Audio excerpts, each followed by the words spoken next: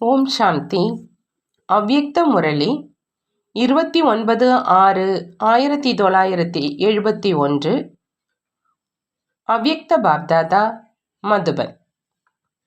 ஞானத்தின் வெளிச்சத்தினால் முயற்சி செய்யும் பாதை தெளிவாகிறது.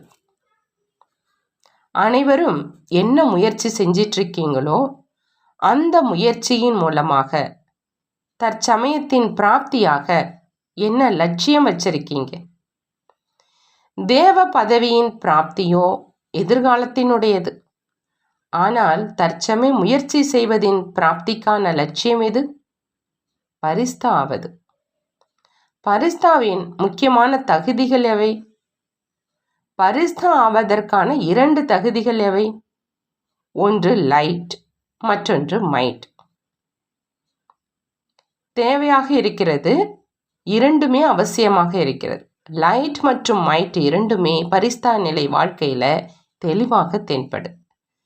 லைட்டை அடைவதற்காக விசேஷமாக எந்த சக்தி தேவையாக இருக்குது?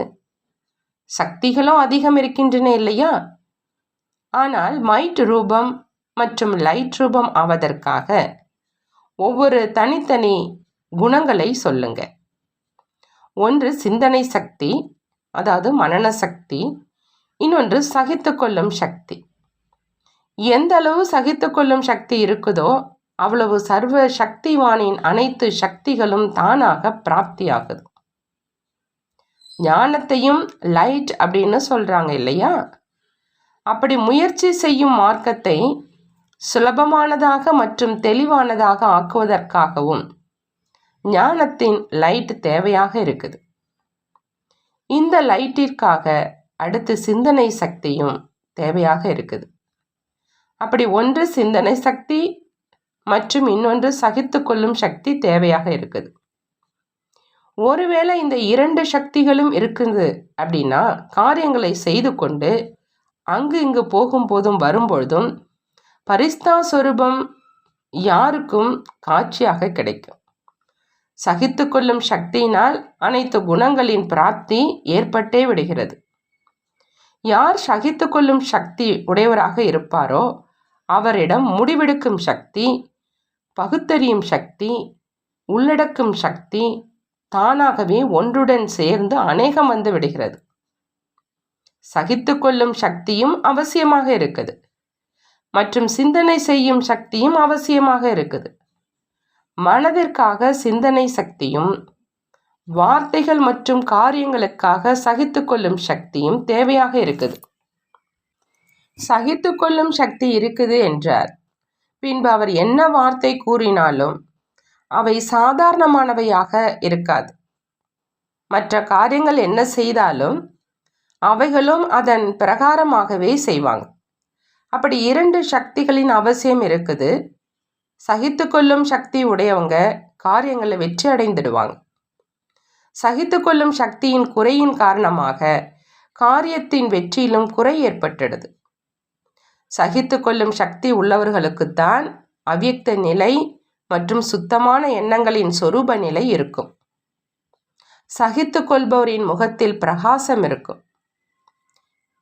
எப்படிப்பட்ட சமஸ்காரம் உள்ளவர்களானாலும் தன்னுடைய சகித்து கொள்ளும் சக்தியினால் குறைந்த காலத்துக்காக உள்ளடக்கி வைத்து விடுவாங்க. அப்படி 2 சக்திகளும் தேவையாக இருக்கு. தன்னுடைய மனதின் எண்ணங்களை முயற்சி செய்வதில் செலுத்துவதற்கும் கூட சகித்து கொள்ளும் சக்தி தேவையாக இருக்குது.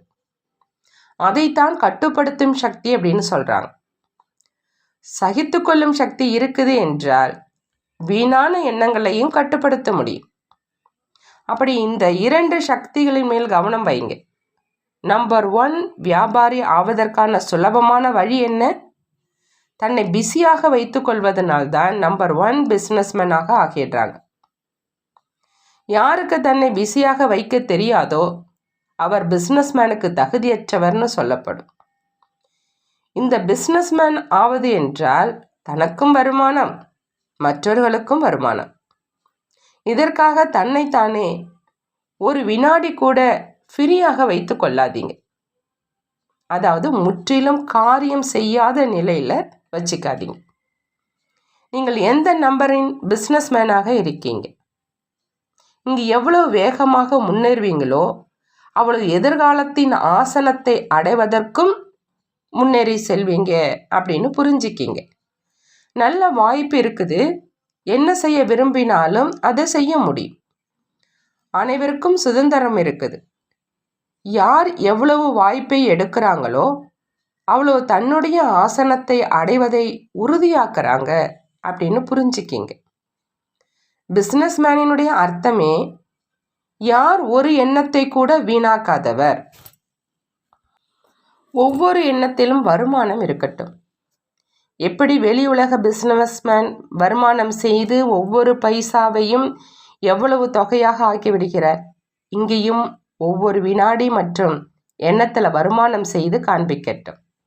அவரைத்தான் நம்பர் 1 பிஸ்னஸ்மேன் என்று சொல்வோம். புத்திக்கு வேறு வேலையே என்ன இருக்குது? புத்தி இதிலேயே பிஸியாக இருக்கணும். மற்ற அனைத்து பக்கங்களில் இருந்தும் முடிந்து விட்டது இல்லையா? அல்லது இன்னும் ஏதாவது அங்கு புத்தி செல்லும் அளவுக்கு இருந்து விட்டதா? அனைத்து பக்கங்களும் முடிந்து விட்டது தானே. தன்னுடைய பழைய சமஸ்காரம் பக்கம் கூட முடிந்து விட்டது இல்லையா? புத்தி செல்வதற்கான பக்கம் மற்றும் பாதை அதுதான். புத்தி ஒன்று பழைய சமஸ்காரத்தின் பக்கம் செல்லும், அல்லது தன்னுடைய உடலின் கணக்கு வழக்கு பக்கம் செல்லும், மற்றும் மனதின் வீணான எண்ணங்களின் பக்கம் இழுக்கப்படும். இந்த அனைத்துமே முடிந்து விட்டது இல்லையா? உடலுக்கு நோய் ஏற்படுது, இது இந்த வழி, இதற்கான நிவாரணம் இது அப்படிங்கிற ஞானம் இருக்குது. ஏன்னா உடல் எவ்வளவு நன்றாக இருக்குதோ அவ்வளவு சேவை செய்ய முடியும். மற்றபடி தனக்கு என்ற எந்த சுயநலமும் இல்லை, சேவைக்காக செய்கிறீங்க. அப்படி சாட்சியாக இருக்கும் நிலை ஆகிவிட்டது இல்லையா? இப்பொழுது ஒரே ஒரு மார்க்கம் மட்டும் இருக்குது. அநேக மார்க்கங்கள் இருந்த காரணத்தினால புத்தி இங்கு அங்கு அப்படின்னு அலைஞ்சது. இந்த அனைத்து மார்க்கங்களும் மூடப்பட்டு விட்டன இல்லையா? சர்வ சக்திவானின் அரசாங்கத்தின் சீல் போடப்பட்டு விட்டது என்றாகிவிட்டது. சீல் போடப்பட்டது. எதுவரை வழக்கு முடியவில்லையோ அதுவரை ஒருபொழுதும் திறக்கப்படாது. எனவே தன்னுடைய சோதனையை செய்யணும். சிலருக்கு அதிர்ஷ்டத்தில் இருக்குது என்றால் சூழ்நிலைகள் கூட அந்த மாதிரி ஆகிவிடுகிறது. அது அவருக்கு மின் தூக்கி போன்றது, அதாவது லிஃப்டாக ஆகிடுது. இங்கேயும் யாருக்கு கல்பத்துக்கு முந்தைய அதிர்ஷ்டம் டிராமாவில் அடங்கியிருக்குது என்றால் தன்னுடைய முயற்சியும் இருக்குது, ஆனால் கூடவே லிஃப்டும் தெய்வீக குடும்பம் மூலமாக கிடைக்கிது. மேலும் பாப்தாதா மூலமாகவும் கிஃப்ட் கிடைக்கிது. இப்பொழுது பாப்தாதா மூலமா மற்றும் தெய்வீக குடும்பம் மூலமாக எந்தெந்த விதமான கிஃப்ட் பிராப்தி ஆகியிருக்குது என்று இதையும் சோதிக்க வேண்டும். பெரிய மனிதர்களுக்கு கிஃப்ட் கிடைக்குது என்றால் அவற்றை ஷோகேஸில் பத்திரமாக வைப்பாங்க. அதன் மூலமா தன்னுடைய தேசத்தின் பெயரை புகழடைய செய்கிறாங்க. மேலும் இங்கு அவ்வப்போது என்ன கிஃப்ட் கிடைக்குதோ அதன் மூலமாக பாப்தாதாவின் மற்றும் குலத்தின் பெயரை புகழடைய செய்ய வேண்டும். நல்லது. எப்படி ஆரம்ப காலத்தில் நீங்கள் சேவைக்காக வெளியிடங்களுக்கு செல்றீங்க என்றால் அந்த நேரத்தில் ஞானத்தின் சக்தியோ குறைவாக இருந்தது. ஆனால் வெற்றி எந்த சக்தியின் ஆதாரத்தில் கிடைச்சது? தியாகம் மற்றும் அன்பு. புத்தியின் நினைவின் ஈடுபாடு இரவு பகலாக பாபா மற்றும் யஜ்யத்தின் பக்கம் இருந்தது. மிகவும் உள்ளபூர்வமான அன்போடு பாபா மற்றும் யஜ்யம் இவை 2 தான் வெளிப்பட்டது. இந்த அன்பு தான் அனைவரையும் உதவி செய்வதில் கொண்டு வந்தது. இந்த அன்பின் சக்தி தான் மையமானது என்றால் ஆரம்ப கால ஸ்தாபனையில் எந்த சக்தி உதவியாக இருந்ததோ கடைசியிலும் அதுவே தான் நடக்கும். ஆரம்பத்தின் சாக்கார பாபாவின் அன்பினால்தான் மன்மனாபவ ஆனீர்கள். சாக்கார அன்புதான் சகயோகியாக ஆக்கியது மற்றும் தியாகம் செய்வித்தது. குழுவின் அதாவது கூட்டு மற்றும் ஒற்றுமை மற்றும் அன்பின் சக்தியினால் முற்றுகையிடணும். இப்பொழுது வெளிநாட்டில் கூட சேவையின் வெற்றிக்கான மூல காரணம் அன்பானவர் மற்றும் சகயோகி ஆவதற்கான முற்றுகைதான். ஞானத்தின் நடைமுறை எடுத்துக்காட்டு இந்த அன்பு மற்றும் குழுவின் சக்தியே ஆகும். சேவையின் வெற்றிக்கான மூல ஆதாரம் இதுதான். எங்கிருந்தாலும் செய்து கொடுக்கும் காரியம் விரைவில் முடிந்துவிடும் அளவுக்கு எந்த மாதிரி திட்டமிட வேண்டும் என்று இதை யோசிக்கணும். இப்பொழுதும் மிகுந்த காரியம் இன்னும் செய்ய வேண்டியது பாக்கி இருக்குது. அன்பின் மூலமாக தியாகத்திலும் உயர தாண்டுவதைப் போல செய்வதற்கான ஊக்கம் வருது. நீங்கள் அனைவரும் எப்படி தியாகம் செஞ்சீங்க? ஒவ்வொரு நரம்பிலும் அன்பு நிரம்பிடுச்சு. அப்பொழுதுதான் அனைத்தையும் தாண்டி வர முடிந்தது. எப்படி இப்பொழுது ஈஸ்வரிய போதை மற்றும் குஷியிலிருந்து முன்னேறி சென்று கொண்டிருக்கிறீர்களோ அதுபோல எப்பொழுதும் போதை மற்றும் குஷியிலிருந்து சேவையில் வெற்றி பெற்று கொண்டே இருப்பீங்க என்று வெளிநாட்டினருக்கு கடிதம் எழுதி அனுப்புங்க. வெற்றி திலகமோ இடப்பட்டு இருக்குது.